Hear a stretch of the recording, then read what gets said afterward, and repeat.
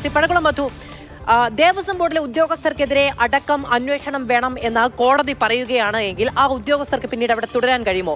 ദേവസ്വം സ്വത്തുമായി ബന്ധപ്പെട്ട കാര്യത്തിൽ ദേവസ്വം ബോർഡ് ഉദ്യോഗസ്ഥർക്കെതിരെ നടപടി ഉണ്ടാവുകയാണെങ്കിൽ പിന്നീട് അവർക്ക് അവിടെ തുടരാൻ കഴിയുന്ന എന്ത് സാധ്യതയാണ് അവശേഷിക്കുന്നത്? ഇപ്പൊ തന്നെ കോടതി ഉത്തരവിന് മുമ്പ് തന്നെ ശബരിമലയിൽ നിന്നും സ്വർണം കളവ് പോയെന്നും അത് 4.5 കിലോയുടെ കുറവാണ് ഉണ്ടായതെന്നും വ്യക്തമായി കഴിഞ്ഞു. ഇപ്പൊ കോടതി വീണ്ടും കാര്യങ്ങൾ പരിശോധിച്ച് രേഖകളും തെളിവുകളും പരിശോധിച്ചാണ് കർക്കശമായ ഒരു ഉത്തരവ് ഇപ്പോ പുറപ്പെടുവിച്ചിരിക്കുന്നത്. അപ്പൊ ഇത് കുറ്റവാളികളുണ്ട്. ആരെല്ലാമാണ് ഉത്തരവാദികൾ? അവരെ ഉടനടി അവരെ സർവീസിൽ നിന്നും നീക്കം ചെയ്യുകയോ സസ്പെൻഡ് ചെയ്യുകയോ ചെയ്തുകൊണ്ടാണ് അന്വേഷണത്തിന് മുൻപോട്ട് പോകേണ്ടത്. ഇപ്പൊ നഷ്ടം സംഭവിച്ചു കഴിഞ്ഞു, മോഷണം നടന്നു കഴിഞ്ഞു, അതിലൊരു സ്പോൺസറെ മാത്രം കുറ്റവാളിയാക്കാൻ കഴിയില്ല എന്ന് കോടതി പറഞ്ഞത് എത്ര ശരിയാണ്? ഇത് ഉദ്യോഗസ്ഥന്മാർ 1 ഗ്രാം അയഞ്ഞ സംവിധാനത്തിലേക്ക് സ്പോൺസർമാർ വരും, മോഷ്ടാക്കൾ വരും. തുറന്നിട്ട് കൊടുത്തിട്ടുണ്ടെങ്കിൽ ആരും വരും, എന്തും എടുത്തുകൊണ്ട് പോകും. അങ്ങനെ തുറന്നിട്ട് കൊടുക്കാതിരിക്കാൻ വേണ്ടിയിട്ടല്ലേ അവിടെ ഒരു സംവിധാനം പ്രവർത്തിക്കുന്നത്. അവർക്ക് ഉത്തരവാദിത്വം ഇല്ലെങ്കിൽ പിന്നെ കള്ളന്മാരെ പറഞ്ഞിട്ട് കാര്യമുണ്ടോ?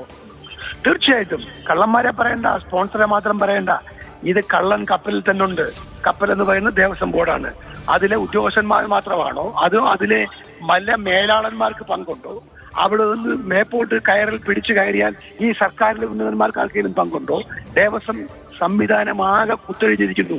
കാരണം ഈശ്വര ഭക്തിയില്ലാത്ത, ദൈവത്തെ വിശ്വാസമില്ലാത്ത കുറെ ആൾക്കാർ ചേർന്ന് കേരളത്തിലെ ദേവസ്വം ബോർഡുകളെ ഭരിക്കുന്നതിന്റെ പരിണിത ഫലമാണ് ഈ കാണുന്നതൊക്കെ. ഇവർക്ക് ദൈവവും ഭക്തിയൊന്നുമില്ല, ഭക്തിയും എന്നുള്ളതൊക്കെ വ്യക്തിപരമായ കാര്യം. അതിനപ്പുറത്തേക്ക് ശമ്പളം മേടിക്കുന്നുണ്ടല്ലോ, ആനുകൂല്യങ്ങൾ മേടിക്കുന്നുണ്ടല്ലോ, ഈ പണിയെടുക്കാൻ വേണ്ടിയിട്ടാണല്ലോ. അപ്പോ ജനങ്ങളോട് ഒരു കർത്തവ്യബോധം, ഈ സംവിധാനത്തോട് ഒരു പേടി, ഭയം, നിയമത്തെ ഒരു വിശ്വാസം എന്നുള്ളതൊക്കെ വേണ്ടേ?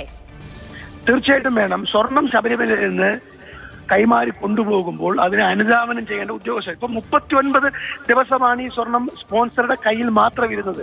അതിനുശേഷമാണ് അയാൾ ഒരു സ്ഥാപനത്തിൽ ഏൽപ്പിച്ചത്. അപ്പൊ അതുവരെ ഈ സ്വർണത്തിന്റെ കാവൽ ആരായിരുന്നു? ശബരിമല അല്ലെങ്കിൽ ദേവസ്വം ബോർഡിന്റെ പക്കലുള്ള ഭക്തർ കൊടുക്കുന്ന ഈ സ്വർണ്ണ ഉരുപ്പടി ഉൾപ്പെടെയുള്ള സാധനങ്ങൾ സൂക്ഷിക്കാൻ ഉദ്യോഗസ്ഥന്മാരുണ്ട്, ചുമതലപ്പെട്ടവരുണ്ട്. അവർ ആ ഉത്തരവാദിത്വം നിർവഹിച്ചില്ല. അവരെ അപ്പൊ തന്നെ സർവീസ് സസ്പെൻഡ് ചെയ്യേണ്ടായിരുന്നു. നടപടിയെടുത്തില്ല. നടപടിയെടുക്കേണ്ട ആരാണ്? ദേവസ്വം ബോർഡാണ്. എന്തുകൊണ്ട് ദേവസ്വം ബോർഡ് എടുത്തില്ല എന്നാണ് ഇപ്പോഴത്തെ ചോദ്യം.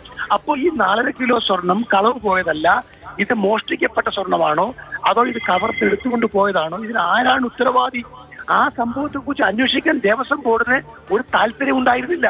ഇത് ബോധ്യപ്പെടുത്തുന്നത് ഇതുപോലെ വൻകിട കൊള്ളകൾ പലതും കേരളത്തിലെ ദേവസ്വം ബോർഡിന്റെ കീഴിൽ കഴിഞ്ഞ ഉത്തരം പറയേണ്ടതിന് ഉത്തരവാദിത്വം സ്വാഭാവികമായും ദേവസ്വം ബോർഡിനുണ്ട് എന്നുള്ളത് തന്നെയാണ് നമ്മൾ വിചാരിക്കുന്നത്.